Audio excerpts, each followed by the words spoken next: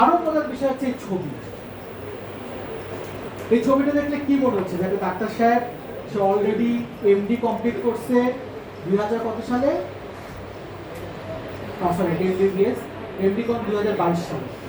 তাহলে এইখানে যদি তার 10 বছর আগে একটা ছবি থাকতো তাহলে তো বিশ্বাস করাই কঠিন হতো যে উনি আবার এমডি পাস করলো কি হবে। এরকম ঘটনা ঘটে। আমরা কি করি, রিসেন্ট ছবি না দিয়ে 10 বছর 15 বছর আগের ছবি দেয়। মানুষ দেখতে চিনতেই পারে না। মাঝে মাঝে আমরা এরকম করে মিলাই যে সামনে যে বসে আছে আর যার ছবি দুজন মানুষ এক নাকি। আরো মজার ঘটনা হচ্ছে ছবি তো তুলে তুলে এমন ভাবে ছবি তুলে দেখলে মনে হয় যে সেলফি ছবি তুলছে। এরকম ঘটনা ঘটতেছে, আমরা দেখতেছি হাজার হাজার সিবি এরকম। তাহলে একটা প্রফেশনাল যদি আপনি সিভি রাইটিং করতে চান তার জন্য অবশ্যই একটা প্রফেশনালি একটা আপনাকে ছবি দিতে হবে। চলে আসি, দেখেন উনি কি করছে, ওনার কন্ট্যাক্ট ইনফরমেশনটাকে সুন্দর করে এখানে দিয়ে দিচ্ছে। কি দিচ্ছে? ওনার মোবাইল নাম্বারটা দিয়ে দিচ্ছে। হাজার হাজার সিভি জমা করে। আপনারা শুনলে অবাক হবেন, মেডিকেল অফিসারের জন্য বারডেমে 17টা পোস্টের জন্য প্রায় 5,500 সিভি জমা করছে। আমাকে দায়িত্ব দেওয়া হয়েছিল এই 4,500 5,500 সিভি থেকে মাত্র 50টা সিভি আলাদা।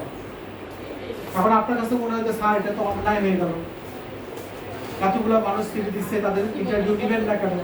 এখন আপনারা একটু চিন্তা করেন তো, যদি আমি 4,500 5,500 লোকের ইন্টারভিউ দিতে চাই তাহলে বার্ডেনকে কয়দিন বন্ধ রাখতে হবে? বন্ধ রাখতে হবে, একদিন হলেও বন্ধ রাখতে হবে, না হলে আমি এতগুলো সিভি পরীক্ষা এতগুলো মানুষের পরীক্ষা নিতে পারবো। তারপরে কি বুঝা গেল, সিভি দিলেই যে আপনাকে পরীক্ষায় ডাকবে, ইন্টারভিউতে ডাকবে, ব্যাপারটা মোটেও এরকম না। তাহলে কি দেখে ডাকবে? এই আপনার সিভিটা দেখে ডাকবে। চলে আসি আমরা। তো খুব সম্ভাবনা আছে যে আপনাকে কল করার সময় পাবে না তারা। তারা কি করবে? তারা একটা ইমেল করবে। আপনারা শুনলে অবাক হবেন যে একটা প্রফেশনাল ইমেল আইডি কিভাবে ক্রিয়েট করতে হয় আমরা ডাক্তাররা জানি না। এখনো গেলে আমরা দেখি maddoc@gmail.com। মজা লাগতো না না? তাহলে আরেকটু মজার ইমেল আইডি দিন, nilpuri@gmail.com। বুঝতে পারতেছেন? এখনো আমরা এইভাবে ইমেল আইডি ক্রিয়েট করি এবং আশা করি যে একটা এইচআর যখন এই আপনার নীলপরি লালপরি সবুজপুরি বা maddoc@gmail.com যখন এটা পাঠাবে তখন যে হাসবে না, এটা কিভাবে আশা করি আমরা? হাস্যকর না? আমরা এখনো এইভাবেই ইমেল আইডি ক্রিয়েট করি। তাহলে কিভাবে জিমেল তৈরি করতে হবে? এখানে কিভাবে তৈরি করছি দেখেন, ডাক্তার সাহেবের নাম দিয়ে যদি না হয়, তারপরে তার জন্মসাল যদি না হয়, যে কোনো একটা নাম্বার, তারপরে @gmail। তাহলে কি লাভ হলো? আপনার জিমেলের আইডিটা দেখে বুঝতে পারবে এটা কার সিস্টেম। সার্চ করা অনেক সহজ হয়ে যাবে।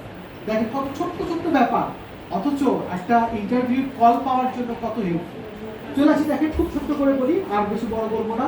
ওনার এডুকেশনাল কোয়ালিফিকেশনে দেখেন প্রথমে কিন্তু এমবিবিএস দেয় না, প্রথমে এমডি দিচ্ছে। কেন? কারণ দেখা যায় আমরা যখন সিভি দেখি তখন দেখা যায় কি যে সিসিবি করছে, সেই কোর্স করছে, সেই করছে, এমবিবিএস করছে, লাস্টে গিয়ে লেখা আছে সে হলে এমডি করছে। এখন বলেন তো কোন কোর্সটা বড়? এমডি বড়, সিসিবি বড় না এমবিবিএস? এমডি বড়। এমডি বড়। তাহলে অবশ্যই যে আপনার সিভিটা নিয়ে বসবে সে তো সারাদিন আপনার কোর্সগুলো খুঁজে খুঁজে বের করার জন্য বসবে না। তাহলে কি করতে হবে? প্রথমেই আপনার হাইয়েস্ট যে কোয়ালিফিকেশন আছে সেটা আপনি হাইলাইট করবেন। আদারওয়াইজ কি হবে? আপনি হয়তো এমডি করছেন কিন্তু আপনার সিভিটা দেখে বোঝাই যাবে না যে আপনি এমডি করে আসছেন। ঠিক আছে? ঠিক একইভাবে আপনার এক্সপিরিয়েন্সের ক্ষেত্রে আমরা এই ভুলটা করি। আমরা কি করি? প্রথমে যে সেই মেডিকেল অফিসার হিসেবে কাজ করছিলাম হয়তো 20 বছর আগে, সেটাকে আগে লিখি। কিন্তু আমি যে একটা মেডিকেল কলেজে অ্যাসোসিয়েট প্রফেসর, এটাকে লিখে সবার লাস্টে যায় চিপার মধ্যে, হয়তো 2-3 পাতা খোঁজার পরে পাওয়া যাবে যে আমি একটা মেডিকেল কলেজে অ্যাসোসিয়েট প্রফেসর। তাহলে লাভটা কি? ঠিক আছে? তাহলে এই জিনিসটা আপনাকে মাথায় রাখতে হবে। আপনার হাইয়েস্ট এক্সপিরিয়েন্স বা আপনার সবচেয়ে হাইলাইটেড যেটা এক্সপিরিয়েন্স আছে সেটাকে সবার আগে লিখতে হবে। এই যে এতটুকু যেটা আমরা দেখলাম এটা জাস্ট একটা কাভার ফটো, একটা সিভির কাভার ফটো। এরপর আরো অনেক পাতা থাকতে পারে, সেগুলো অ্যাকর্ডিং টু আপনার এক্সপিরিয়েন্স, আপনার পাবলিকেশন, আপনার কাজ করার অভিজ্ঞতা, আপনার ট্রেনিং এর উপর নির্ভর করবে। বাট আপনার কাভার পেজটা এরকম হবে এবং আপনাকে আমি 100% সিওরিটি দিয়ে বলতে পারি আপনি যত জায়গায় জীবনে সিভি জমা দেন না কেন, এই কাভার পেজের পরের পেজগুলো খুব সাধারণত কমই দেখা হয়। তাহলে কি করতে হবে? কাভার পেজটার মধ্যে আপনার সম্পূর্ণ জিনিসটাকে নিয়ে আসতে হবে। আমরা কি আনছি? ছবিটা আনছি, নাম আনছি, তার স্পেশালিটি আনছি, তার অ্যাড্রেস আনছি, তার এডুকেশন আনছি, তার স্কিল নিয়ে আসছি, তারপরে একটা সামারি দিছি ছোট্ট করে, যে সেই সামারি, তারপরে তার এর বেশি আর কোনো কিছু এখানে আসে না। বাট এরপরের যে কথাগুলো আছে সেখানে অনেক কিছু থাকতে পারে। তার পাবলিকেশন থাকতে পারে, ট্রেনিং থাকতে পারে, অ্যাড্রেস থাকতে পারে, তার আইটি স্কিল থাকতে সেটা থাকতে পারে, পার্সোনাল ডিটেল থাকতে পারে, ইভেন্ট ম্যানেজমেন্টের উপর তার কোনো এক্সপিরিয়েন্স থাকলে থাকতে পারে। চলে আসি আমরা, জব তো আমরা সবাই চাই, ভালো একটা জব, ডেফিনেটলি একটা ভালো জব সবাই চাই। সেটার জন্য আমাদের একটা কি করতে হবে? নেটওয়ার্কিং করতে হবে। আপনি যদি একটা ভালো জব পাইতে চান তাহলে আপনাকে নেটওয়ার্কিং করতে হবে। আমার মনে আছে 2-3 বছর আগে আমারই এক স্টুডেন্ট ডেল্টা মেডিকেল কলেজে, ও এসে বলতো, স্যার এরকম তো আমার তো খুব ইচ্ছা ইন্টারন্যাশনাল অর্গানাইজেশনে জব করা, বাট তাদের তো কখনো সার্কুলার দেখি না, বা তাদের তো কখনো বিজ্ঞাপন দেখি না যে মেডিকেল অফিসার নিবে বা সার্ভিলেন্স অফিসার নিবে, কখনো তো স্যার দেখি না। তাহলে এই জবগুলো কিভাবে হয়? তখন আমি বললাম যে জবগুলো হয় নেটওয়ার্কিং এর মাধ্যমে। নেটওয়ার্কিং এর মাধ্যমে বাংলাদেশের অলমোস্ট ভালো যতগুলো জব আছে নেটওয়ার্কিং এর মাধ্যমে। নেটওয়ার্কিংটা কিভাবে করতে হয় এটা একটু আপনাদের দেখাবো। ধরুন সাপোজ আপনার যদি মনে হয় যে আপনি WHO এর একটা জব চান, WHO এর একটা জব ডেফিনেটলি তার স্যালারি অনেক বেশি হবে। তারপরে ইউনিসেফ এর একটা জব, তার স্যালারি ডেফিনেটলি অনেক বেশি হবে। তো যদি আপনি মনে করেন এই ধরনের একটা অর্গানাইজেশনে বা যে কোনো একটা ভালো অর্গানাইজেশনে যে আপনি জব করতে চান, তাহলে আপনাকে নেটওয়ার্কিং করতে হবে। নেটওয়ার্কিং সবচেয়ে ভালো করতে হচ্ছে এই যে WHO বা ইউনিসেফ তাদের কিন্তু বিভিন্ন সময় বিভিন্ন ট্রেনিং প্রোগ্রাম, সেই প্রোগ্রামগুলোতে যাওয়া, পার্টিসিপেট করা, সেই ট্রেনিং প্রোগ্রামগুলোর মাধ্যমে তাদের ম্যানেজারের সাথে পরিচিত হওয়া, তাদের প্রজেক্ট ম্যানেজারের সাথে পরিচিত হওয়া, তাদের সাথে কোলাবোরেশন করে কাজ করার পরে তখন হয়তো আপনাকে একটা যে জব অপরচুনিটিস অফার করবে। তার মানে আপনার নেটওয়ার্কিং যদি না থাকে, আলটিমেটলি খুব ভালো একটা জব পাওয়াটা এই সময় অনেক সময় ডিফিকাল্ট হয়ে যাবে। ওকে, লিঙ্কডইন বাদ দিয়ে আজকে সহজটাতে আছে ফেসবুক। এই নেটওয়ার্কিং আপনি চাইলে আপনার হাতে যে মোবাইলটা আছে না, এই মোবাইলটা দিয়েও করতে পারেন ফেসবুকের মাধ্যমে। খুব সহজেই নেটওয়ার্কিং করা যায়। আমরা কি করি? ফেসবুকে হয়তো রিল দেখতেছি, অথবা কি বলে ইউটিউবে রিল দেখতেছি। কি দেখি রিলে? সবাই একটু খেয়াল করবে। আমি ফেসবুকে যখন রিল দেখি বা ইউটিউবে যখন আমি শর্ট ভিডিও দেখতেছি, সাধারণত আমরা কি দেখি? ফানি জিনিসগুলো দেখি। কি দেখি? যে একটা মানুষ একটা লাঠি নিয়ে আর একটা মানুষের মাথায় বাড়ি মারতেছে, এবং আমরা সেটা দেখে হাসতে হাসতে গড়ায় পড়ে যাই। একই জিনিস 2বার 3বার 4বার 5বার করে দেখতেছি, হয়তো নিজেও বুঝতে পারি না যে কয়েক ঘন্টা ধরে দেখতেছি। কিন্তু এই কাজটা না করে আপনি ফেসবুকে আরেকটা কাজ করতে পারেন, এটার নাম হচ্ছে নেটওয়ার্কিং। কিভাবে নেটওয়ার্কিং করা যায়? এটা অনেক বড় সময় লাগতে পারে। আমরা পেস মেকার থেকে কিভাবে নেটওয়ার্কিং করি? আমাদের এত ডক্টর যারা আমাদের এখান থেকে পাস করে গেছে 13 বছরে, আপনারা শুনলে খুশি হবেন যে 13 বছরে পেস মেকার থেকে 7,500 ডক্টর অলরেডি আমাদের এখান থেকে পাস করে গেছে। তাদেরও তো জব দরকার হয়, ঠিক না? জব যদি তারা না পাইতো তাহলে তো নিশ্চয়ই নতুন ডক্টররা আল্ট্রাসোনোগ্রাফি শিখতে আসছে না। এটাই রিয়ালিটি। তাহলে তাদের জব আমরা কিভাবে নেটওয়ার্কিং করি এটা একটু দেখাই আপনাদের, খুব সহজ জিনিস।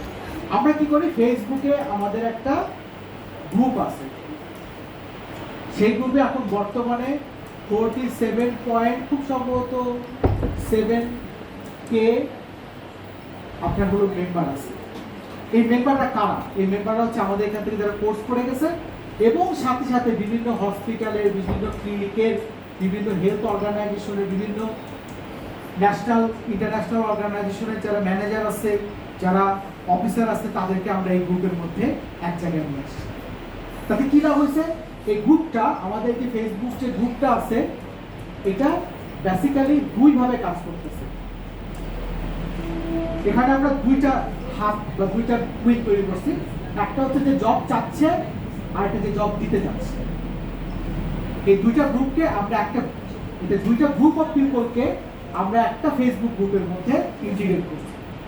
এতে কি হচ্ছে? যে জবের জন্য বলতেছে অনেকেই। সেদিনও আমাকে ফোন দিচ্ছে একটা হসপিটাল থেকে ডক্টর, উনি হসপিটালের এমডি, যে আমার এরকম একটা সোনোলজিস্ট দরকার। ওনাকে বললাম ঠিক আছে, তাহলে আমি গ্রুপে ইয়েটা দিয়ে দিচ্ছি, আপনি ওই গ্রুপে একটা পোস্ট দিয়ে দাও। অনেক সময় আমার স্টুডেন্ট বলতেছে যে স্যার আমার একটা জব দরকার, ঠিক আছে তাহলে তুমি একটা পোস্ট দিয়ে দাও। এইভাবে কি হচ্ছে, যারা চাকরি চাচ্ছে এবং যারা চাকরি দিচ্ছে তাদেরকেই শুধুমাত্র আমরা এই গ্রুপের মধ্যে নিয়ে আসছি। এবং 13 বছর ধরে এই গ্রুপটাকে আমরা ধীরে ধীরে ডেভেলপ করতেছি জব সার্চ করার জন্য। মানুষ যে জব সার্চ করতে চায় সেই গ্রুপটাতে আসছে।